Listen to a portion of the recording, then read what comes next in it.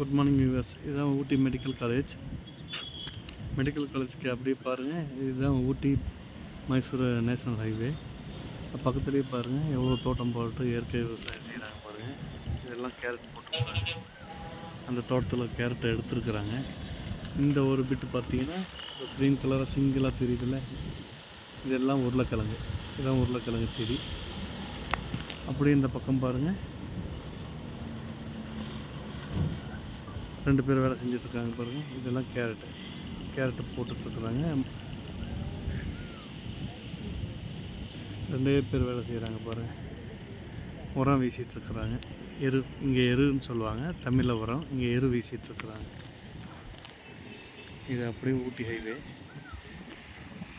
இந்த பக்கம் போனால் ஊட்டி, இந்த பக்கம் போனால் நமக்கு மைசூர் ரோடு வந்தது தெரியுதுல்ல.